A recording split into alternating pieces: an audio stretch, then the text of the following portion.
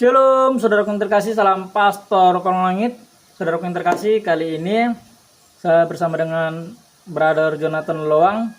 Kali ini kita akan membahas tentang perkataan Tuhan Yesus dalam Yohanes 14 ayat 6.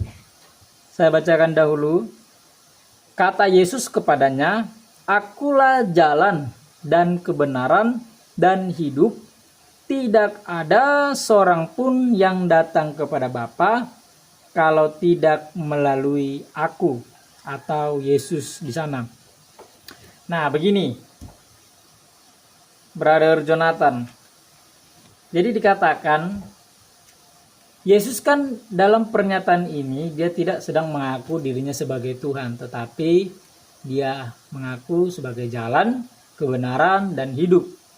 Nah, kenapa dari pertanyaan banyak sekali dari orang-orang yang tidak percaya kepada Tuhan Yesus, kenapa sih orang Kristen menganggap bahwa perkataan ini sebagai pernyataan bahwa Tuhan Yesus adalah Tuhan?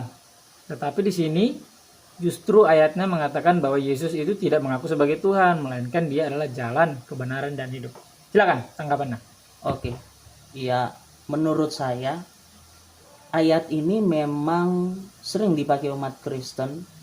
Ya kalau kita lihat dalam buku-buku tentang doktrin Kristen, tentang teologi, ayat ini sering dipakai sebagai ayat eksklusivisme, keselamatan dalam Tuhan Yesus Kristus. Bahwa keselamatan hanya di dalam Tuhan Yesus Kristus. Nah, jadi bagaimana ayat ini bisa ditafsirkan mengatakan bahwa Yesus Kristus adalah Tuhan. Tuhan Yesus sendiri mengakui bahwa dia adalah Tuhan dalam ayat ini. Kalau kita baca ayat ini ya, kata Yesus kepadanya, "Akulah jalan," artinya jalan keselamatan, satu-satunya jalan keselamatan, dan kebenaran. Dia adalah standar kebenaran, dan hanya dia yang dapat membenarkan manusia. Artinya dia adalah Allah. Dan berikutnya dia juga adalah hidup. Hanya lewat Tuhan Yesus Kristus kita bisa sampai kepada kehidupan yang kekal. Berikutnya, kalau Tuhan Yesus mengatakan bahwa dia adalah jalan, di sini dia tidak bilang loh, "Aku menunjukkan jalan kepada Bapa, menunjukkan jalan kepada Allah, atau aku memberitahukan kepadamu jalan keselamatan." Tidak, dia bilang, "Akulah jalan." Artinya orang hanya bisa selamat lewat Tuhan Yesus Kristus. Dan justru ayat ini membuktikan justru pernyataan jalan. Tuhan Yesus bilang akulah jalan dalam ayat ini membuktikan superioritas dari Tuhan Yesus sebagai satu-satunya jalan keselamatan. Ya, dia bilang jalan, dia berani bilang jalan, artinya dalam kenyataan, dalam realitanya dia bukan sekedar nabi atau utusan. Dia adalah Tuhan. Dan berikutnya, kalau kita lihat konteks keseluruhan dari kitab Yohanes, kita kadang-kadang baca cuma satu ayat saja atau satu perikop saja. Kalau kita melihat konteks keseluruhan dari kitab Yohanes dari awal, dari pasal yang pertama misalnya, Yohanes pasal 1, pada mulanya adalah firman, firman itu bersama-sama dengan Allah, dan firman itu adalah Allah. Ayat 3 di situ dikatakan segala sesuatu dijadikan oleh dia, dan tanpa dia tidak ada suatu pun yang telah dijadikan dari segala yang telah dijadikan. Artinya dia menciptakan segala sesuatu. Nah, berikutnya dalam ayat 14, firman itu telah menjadi manusia dan diam di antara kita. Dan kita telah melihat kemuliaannya, yaitu kemuliaan yang diberikan kepadanya sebagai anak tunggal Bapa, penuh kasih karunia dan kebenaran. Jadi firman itu adalah Allah. Dia yang menciptakan segalanya. Dan kemudian firman itu datang menjadi manusia. Itulah Tuhan Yesus Kristus yang dibicarakan oleh Injil Yohanes. Artinya apa? Di awal ada firman yang telah menjadi manusia, yaitu Tuhan Yesus Kristus. Dan Alkitab mencatat perjalanan pelayanan Tuhan Yesus Kristus. Injil Yohanes ini mencatat perjalanan pelayanan Tuhan Yesus Kristus. Hingga akhirnya di pasal 14 tadi dia berkata, akulah jalan dan kebenaran dan hidup. Yesus yang sama yang dikatakan Injil Yohanes sebagai Tuhan yang datang mengambil rupa seorang manusia. Yesus yang sama juga yang mengatakan bahwa dia adalah jalan dan kebenaran dan hidup. Itu jawaban saya. Oke, sangat luar biasa ya. Jadi tadi sempat menyinggung tentang eksklusivisme ya, mengenai teks atau perkataan Tuhan Yesus ini.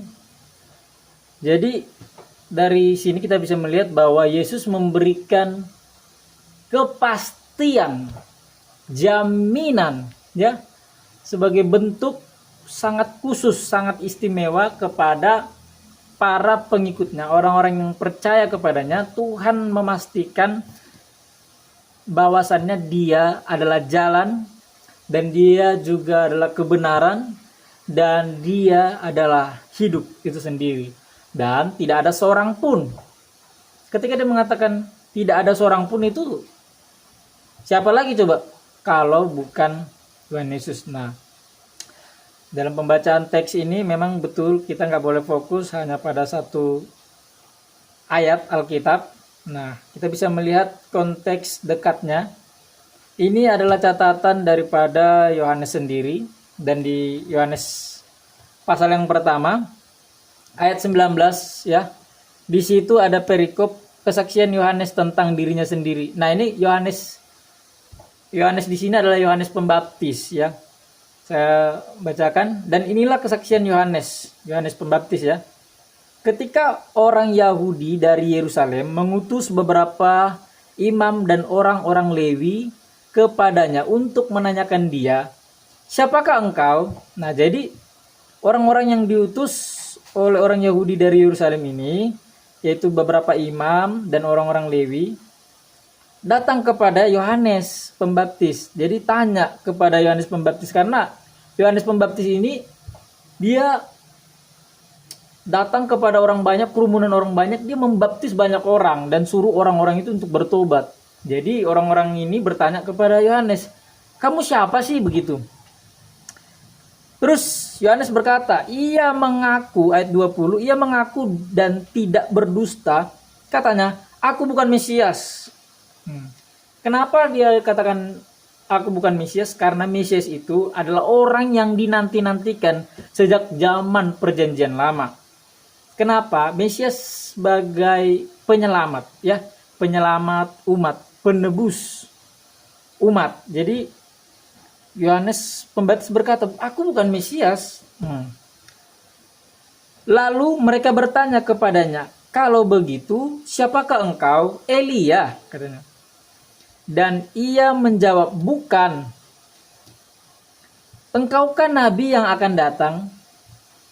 Dan ia menjawab, bukan. Maka kata mereka kepadanya, siapakah engkau? Sebab kami harus memberi jawab kepada mereka yang mengutus kami. Apakah katamu tentang dirimu sendiri? Jadi orang-orang itu harus punya jawaban, siapa sih Yohanes Pembaptis ini? Karena orang yang mengutus orang-orang tadi ini untuk bertanya kepada Yohanes Pembaptis, mereka harus memberikan jawab ya kepada orang Yahudi yang dari Yerusalem.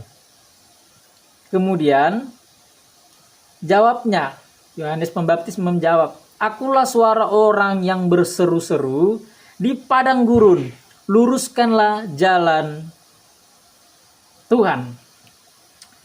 Seperti yang dikatakan Nabi Yesaya. Nah, jadi tugas Yohanes Pembaptis di sini adalah dia meluruskan jalan bagi Tuhan. Nah, kita mau lihat dulu konteks jauhnya di dalam Yesaya 40 ayat 3 ya, dikatakan ini catatan daripada Yesaya di perjanjian lama, tadi di perjanjian baru. Ada suara yang berseru-seru, persiapkanlah di padang gurun jalan untuk Tuhan. Kata Tuhan di sana itu menggunakan semuanya huruf besar. Dan itu adalah Tuhannya Allah Israel. Luruskanlah jalan di padang belantara, jalan raya bagi Allah kita. Jadi mengenai ayat 6 ini, kata Yesus mengenai dia adalah jalan, ya, dia adalah kebenaran dan hidup. Memang secara pembacaan tidak ada tulisan mengenai Tuhan di sana.